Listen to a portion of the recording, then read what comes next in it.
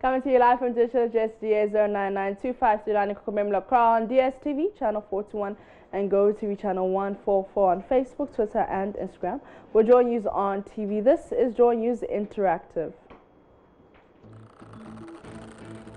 I'm Apita Tibidi. Thank you so much for your company. Now, arguments against the Electoral Commission's decision to compile a new voters register are bogus, and that's according to a group that is backing the Commission's decision. The Concerned Voters Movement say the arguments, which include timelines, cost and rigging, are all baseless and misleading. You've been reacting to this on various social media platforms. Let's go to Facebook and see what you had to say. Kofi says, the devil finds work for idle hands. You guys have nothing better to do.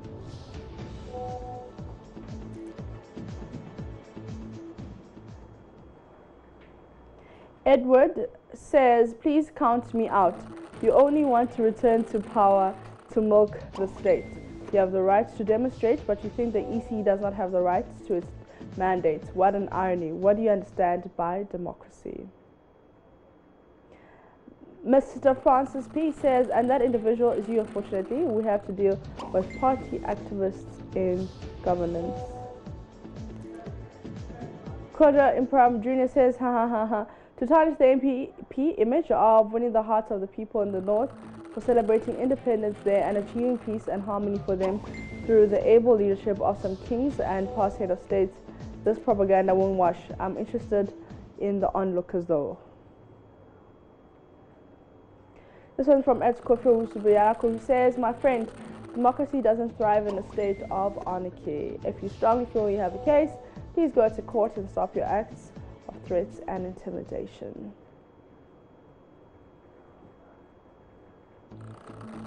Aman Kwaja says, it seems some people are having some scary skeletons in their cupboards, and which, if there is a new register, it will be exposed. If not, how can a mere compilation of a new register give some particular group of people sleepless nights? I'm a bit skeptical about their position or posture. Abdullah Sharifa says, the beauty of democracy, after you have been allowed to have your peaceful demonstration, you must equally allow the EC to execute their mandate peacefully without any interference. This is the last tweet I'm taking from Isaku, who says, thank God NDC is done with a massive demo. EC can now hurry up and start compiling the new register. Time, no day, crime.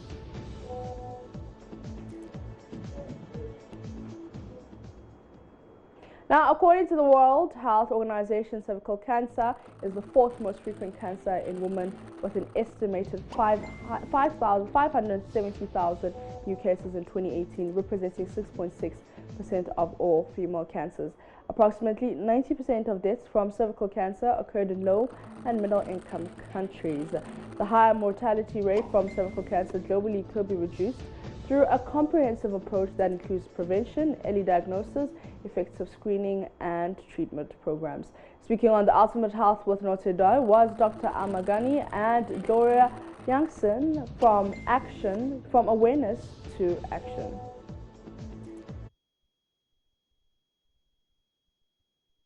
Another problem being that it's highly specialized. You have very few pathologists in the country, so very few people who can actually interpret the results of the pap smear or actually perform the test on the pap smear. Okay. Yes, but as opposed to what we call visual inspection with acetic acid, this is not really specialized. Anyone can be trained. Yeah. So any nurse can be trained. And midwives were doing midwives, it. exactly. Right, family planning nurses. Okay. So this is another screening modality. So in this case, you have the woman coming in, we have a look at the cervix after we paint it with vinegar or acetic acid, and areas that we feel are suspicious, we would actually treat immediately. Okay. So yes, you do what we call cryotherapy. You're using liquid nitrogen to freeze parts of the cervix that you think look abnormal. Okay. Yes, so this is preferred in our setting because anyone can be trained. The woman has her results immediately. She is treated immediately, as opposed to a pap smear, which can take anywhere between 3 weeks to 2 months to final resolution. Okay. Yeah. Right. Is there any part of this process that is uncomfortable? This smearing with acetic acid, vinegar, and all that. Is it a cool thing? Walk in the park. Yes, well, so the bit that a lot of women feel uncomfortable with is when you're actually passing the speculum to open up the vaginal walls and have a look at the cervix. Okay. Apart from this, the rest of it is not too painful. And then the biopsy bit, if we have to take a bit of your cervix, that bit may be a bit painful. Okay, great. 38 minutes past you have 2 Ultimate Health on Joy 99.7 FM. If you've joined us and you've had a pap smear before, or you've had a discussion on cervical cancer with your specialist, your gynecologist, or even with a nurse or a health worker, share with us 0244340437. Let's share, let's use our experiences to educate and, should I say, encourage others to come forward and get themselves screened, right? There's a lot that is highly significantly preventable. That's what we're talking about. Gloria, I'm looking at you, and in fact looking at both of you, and I'm now thinking as a psychologist, right? What kind of preparation, counseling, is given to women? Well, okay, fine, my doctor has spoken to me. I say, yeah, okay, I'll do it. Do I need any special preparation, just to psych me for the process, the wait, and the possible outcomes? So first and foremost, I would say that preventing or cervical cancer is highly preventable. Right. And having a screening process doesn't mean that we're going to find cervical cancer. Okay. What it means is that we're going to find any changes that might lead to a cancer in the future. And also trying to, so when you basically alleviate their fears in this way, they don't think that once I come out, doctor is going to tell me that I have it or I don't. Basically, that's what people are looking at. Okay. But these are changes that can be treated and that would stop any cancer from forming. Okay. Number 2 is it is not painful. It can be uncomfortable. It depends on how well relaxed you are and how well informed you are. Okay. And I'm sure doctors spend a lot of time explaining to people who walk in to have screening done. Most women will have a speculum passed or have like a pelvic exam or so. Right. So it is not anything different than what is done with the pelvic exam. Okay. And if you've had kids, then really it shouldn't be that. Shouldn't be that problem. Yeah. All right. So it's not scary. It is to prevent, if anything at all. And we've seen that in a lot of the developed worlds that for Australia, they're actually close to eradicating it because they are doing vaccinations as well. Wow, okay. So if it can happen somewhere else, why not here? And we definitely deserve it here. Right. Cervix in Crisis is today at 8:30 p.m. But let's take a look at some excerpts from that documentary. At the oncology unit of the Konfanoshi Teaching Hospital, 66-year-old Yao Buama, whose wife is battling cervical cancer, confirms this. They never sought medical attention until after 5 years.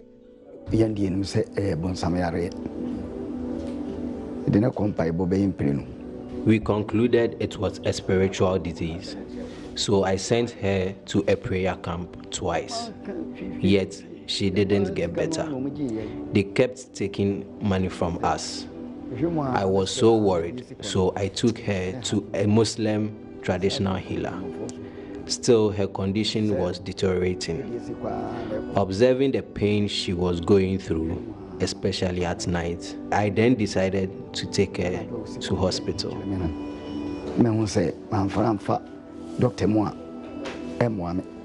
Yabuama, his wife, and their 4 children now rely on family and friends for their upkeep. He has sold their large cocoa farms and other properties to help save the life of his dear wife.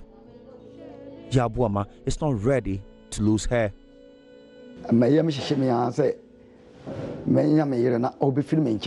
I am afraid my wife will die and I will not see her again. I rather lose my investment than to lose my wife. If God gives me strength, at least I can work and have them back. My concern was to just look for someone to buy them. So I eventually got a buyer, and that gave me some money to cater for her treatment. But it's finished in no time. So I had to sell my plot of land too. Now, that money has also finished. Friends and well wishers are those supporting us. That documentary airs on the JoyNews channel, DSU 41 and GoTV 144 tonight at 8:30 p.m. Now, a KOTOKO supporter was allegedly shot by police during disturbances after the club's 0-1 not lost to Berekum Chelsea on Sunday, is stable and responding to treatment. Now, the fan, whose identity has not been disclosed, is receiving treatment at the Komfonashi Teaching Hospital in the Ashanti regional capital. He was transported in a police ambulance after he was allegedly hit by a stray bullet, said to have been fired by a police officer who was dispersing angry KOTOKO supporters.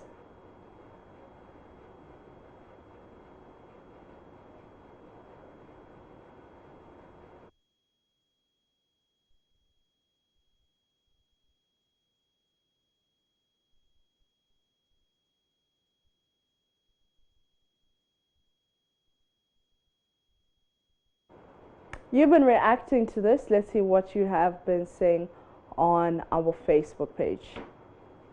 This one is from Tabasco, who says, yes, KOTOKO fans like behaving aggressively too much, but does that give the police, who are supposed to provide protection to citizens, to shoot?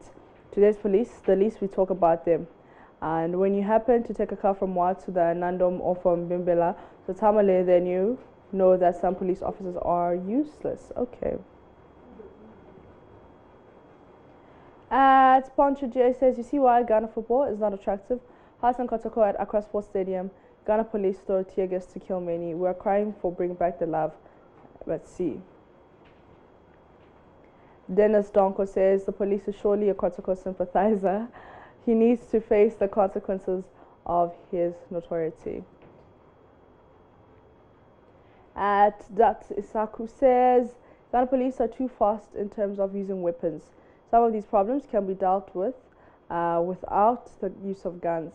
The stadium consists of people, and as such will plead with security agencies that guns should not easily be used. Speedy recovery to the supporter. Opong Edmond says, I don't know why people are too quick to always chastise the Ghana police. Ghanaians are one of the most lawless and indisciplined breed of humans on earth who only want to do the right thing through the hard way. You don't want to be hurt, but you want to hurt someone carrying out his duty as a referee. The last one I'm taking is from Lala, who says KOTOKO fans need more education. Football is fair play game. Today you win, tomorrow you lose. Village behavior must stop. The sanctions must be heavy. I like that they play their home matches at Wa.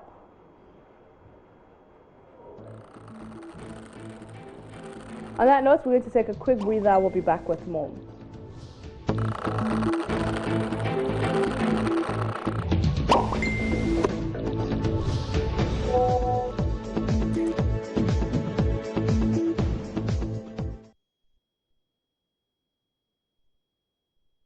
You're welcome back from the breather. You're still watching JoyNews Interactive with myself, Mapisa CBD. Now, a healthy weight is an important element of good health. How much you eat and what you eat play central roles in maintaining a healthy weight or losing weight. Exercise is the other key actor, but with our current lifestyle choices and life happening, most of us struggle with maintaining a healthy weight. Well, the Cosmopolitan Mix on Joy 99.7 FM has launched season 2 of the Weight Loss Challenge. A matter of accumulation, and we've got certain parameters that we use, or tools if you like, that helps us to make that determination or differentiate overweight and obesity. So there's something we call the body mass index. Yeah, BMI. All right, the BMI. I'm sure most people would have heard about it. It's a simple index of your weight for height. That's how we distinguish. We make a determination from that. So when you do that, a number comes up. The normal is supposed to be between 18 and 24.9. 24.9, approximately 25. Or 25. Yeah. Let me make it very simple in that sense to you, 25. If you are within this, that would say your BMI is normal. Then we don't think that you are accumulating or you have more excess fat. Right. The moment you go above 25.0, all the way to 29.9 or approximately 30, between that, then we would say you are overweight. Okay. So that's when that classification comes in. So overweight. between 18 and 25, it applies for both sexes? Yes, adults. Okay. For adults. For, for children, then we've got a different tool we use where the age is considered. Okay. But generally for adults, then between 18 and 25, it's a number, or specifically 24.9. All right. When you use the BMI. Then if you go beyond that, between 25.1 and 29.9 or 30, then we would say you're overweight. If you go beyond 30, then we would introduce the term obesity. Obesity, okay. All right. The obesity is subsequently graded as well. So we have obesity grade 1, obesity grade 2, and then obesity grade 3, or morbid obesity. Morbid obesity. That's when you can't do anything about it. No, you can't move. You can't move. You are in house. I've seen people being picked by a forklift through a window, just to get them out. Forklift? Yes. Wow. I had a benefit in 2005 to be on a training attachment at a university hospital in Virginia. And the unit in which I worked in was a surgical unit. And what we did in that unit was some type of surgery we call bariatric surgery. Okay. So it's weight loss surgery. Some of these patients who came to us in this unit were so huge, we have to reduce the size of the stomach. Okay. Typically the Ghanaian will point to the abdomen and then say that my stomach. No, the stomach is a little pouch inside your abdomen where food is deposited for it to be digested, and it's a small pouch, and we had to, or the unit would reduce the size of the pouch so that you eat less. Exactly. So for the first time I saw individuals who weigh 350 pounds. Wow. And they are stuck in their room. They can't get through the doorway. Their BMI is well over 40. In their 50s. So even with obesity, we grade it. Grade 1, that is between 30 to 34. Okay. Then from 35 to 40, it's grade 2, and then 40 above would be grade 3. So the BMI is a very simple tool, and this is how we go about distinguishing overweight and then obesity. All right, now over the weekend, a video of National Security Minister Albert Kandapa making the rounds on social media shows him sweet-talking a woman who, by the look of things, is not his wife. Well, the footage, which is a video call recorded by the unknown woman, details a love-strike Kandapa who helplessly takes orders from the lady whose face is not captured in the conversation. Now, the 66-year-old national security boss, who appeared to be in Europe on assignment, was clad in dark blue dotted pajamas, which he flaunted upon request by the unidentified lady.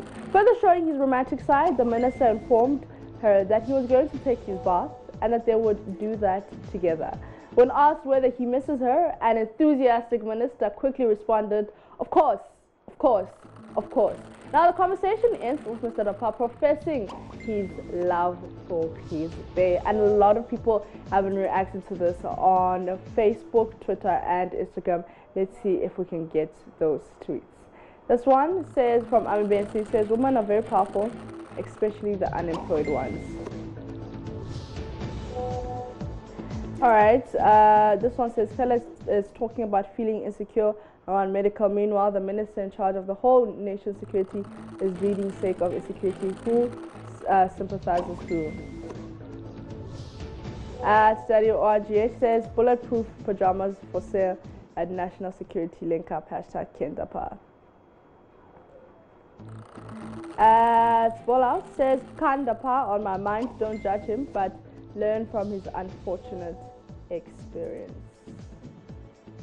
And that's Tabi_Henry says, knowing at APP_GH people, tomorrow Kojo Ponkruma will come and say the #Kandapa case has led to an increase in the sale of pajamas. It is part of the special initiative to encourage men to sleep in pajamas.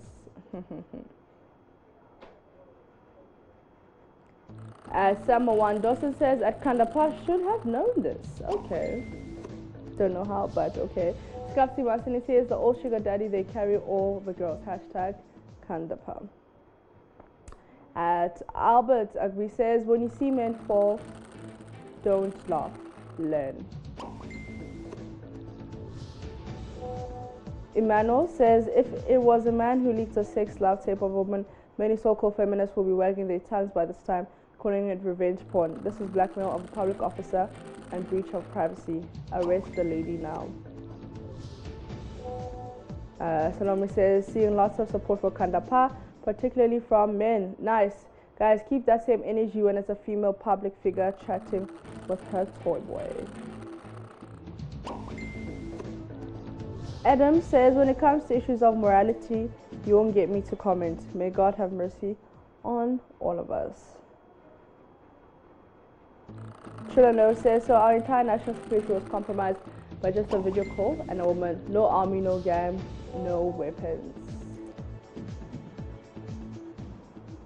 Helicopter Man says, when you want a meeting with the minister, you'll go around to get appointment.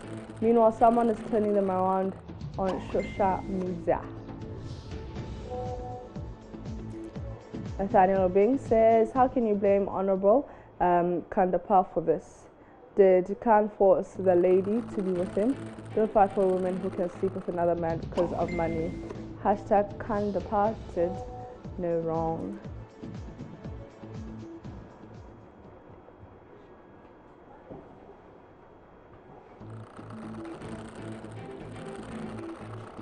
It's Monday, and you know what that means. We'll bring you Monday motivation. Before we take that video, let's take a few of your tweets. Mawatu says, let today be the day you give up who you've been for who you can become.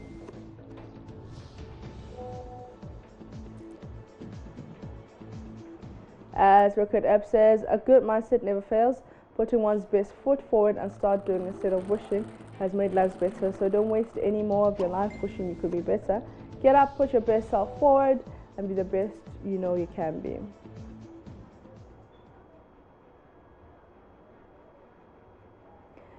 This one from at Arsenal, and they say we have to fight more to show more spirit and to give everything. Hashtag Monday motivation. Then we take the last tweet. This one is from Big Baby. It says, it's Monday. I'm happy. I'm blessed. God is going to do amazing things this week.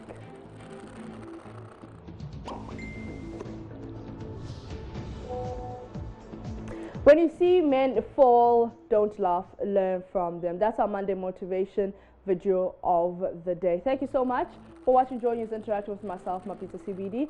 You know how to join the conversation on Facebook, Twitter, and Instagram, or JoyNews on TV. Have yourselves a lovely day.